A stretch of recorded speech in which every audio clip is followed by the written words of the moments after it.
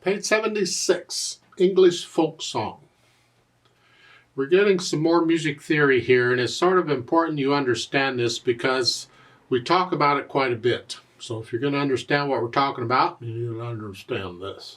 Because we're building stuff. We're giving you bits and pieces to the music theory puzzle, and we're gradually going to be putting them together. So just there's some more pieces to the puzzle. They're taking a C chord. We could take any chord, it doesn't matter. Let's just use a C chord. You know what a C chord is. It's built on the note C, and it's every other note, every white key here. Because we're just using the white keys here for this. Every note has a name, multiple names actually. And I wish they'd hurry up and get to the scales, because a lot of this is built on based on the scale. But we'll try and do what we can here. In a chord, each of these notes, as I said, has a name. The bottom note is the root. That's the note the chord is built on. It's the root. It gives it its name. The name of the chord is the name of the root note.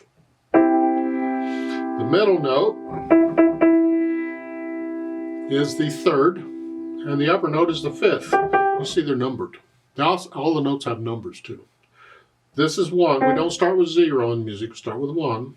1, 3, 4, 5. 1, 3, and 5. Those are the names of these notes in the chord. All chords like that are built on 1, 3, and 5. 1, 3, and 5. 1, 3, and 5. If I turn it over and I put the C on top, that's still the root.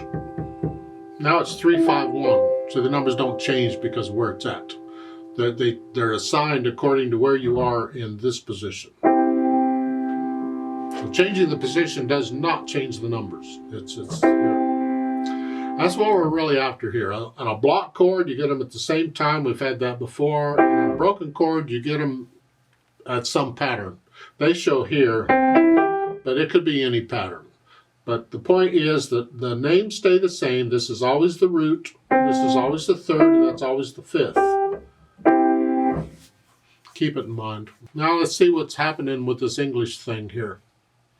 It's 3 lines long, treble bass clef, 3/4 time signature. There's no pickup beat here. We're coming in on beat 1. That's fine. Let's see, half notes, quarter notes, dotted half notes. Slurs and staccatos and things, I think we can handle all that. We've had it before. I'm going to take it one hand at a time because the hands are both playing at the same time, and this is how I typically approach it, just one hand at a time, and then I'll put the hands together.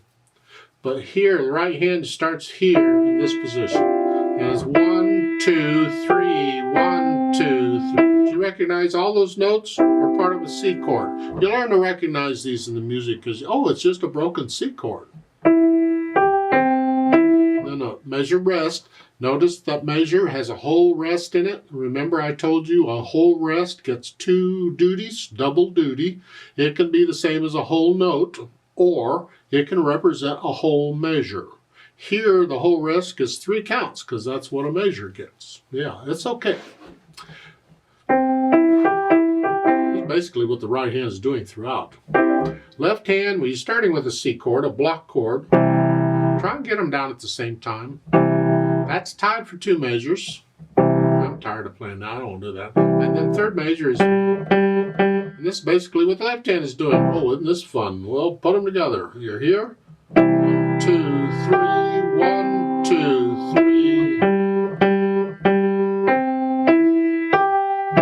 2, 3. You just play it and keep the beat going, and whatever happens on the beat happens. You don't have to go that fast. Take it at your speed. And at first, it's okay to hesitate because you're just trying to figure out what's going on. But then once you can sort of know what's going on, you need to go back through it however many times it takes and get rid of the hesitations. So it's a steady beat, and you should be able to play this without looking at the keyboard too. So you know where your hands are, you know which notes the fingers are on. And once you have that, we can think about the articulation. Well, we're going to connect this to staccato. Short staccato, boom, boom, boom. I'm just hinging at the wrist here.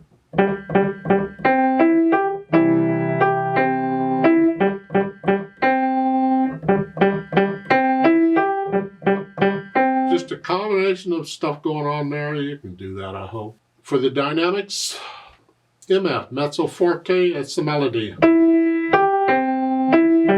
This chord needs to be soft, light. The G's are melody.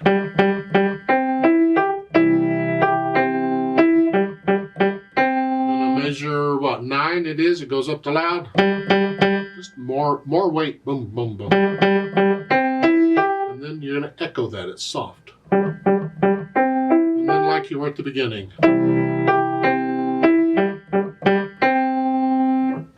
That's sort of the dynamics. Again, you need to get into it. You need to start feeling the music, let it talk to you, and let it help you on these dynamics. Speed, it's a happy piece. About where I was going, I think. You don't have to go that fast. You know.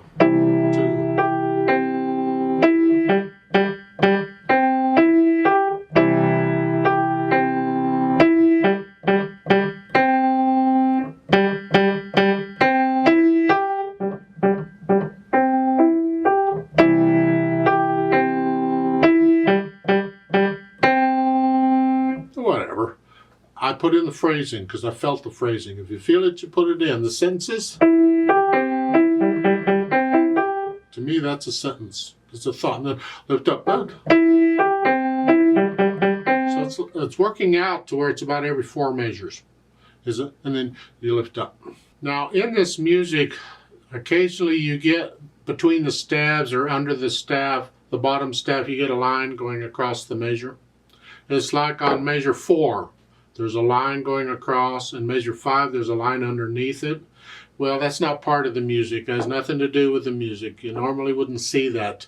But they want you to go ahead and write in the letter names on those lines, the names that are in the chord. See, on measure 4, it's a broken chord. You just put them in there. And then measure 5, it's a block chord. But still, you just put them in, one after another. You don't have to stack them like the notes are stacked. You can put the names one after another. It's fine. Just so you know what those lines are. That's not part of the music. Let's play it together very slowly and check the notes and the rhythms. And I'm not going to do the louds and softs. I'll play it all about the same. We're not performing it. We're just checking notes and rhythms. I'll give us 3 counts. 1, ready, go. 2, 1, 2.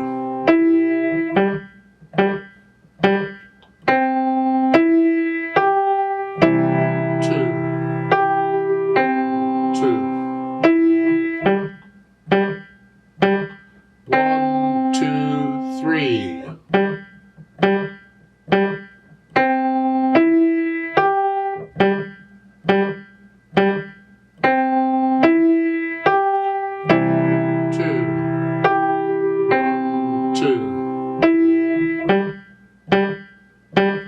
1, 2, 3.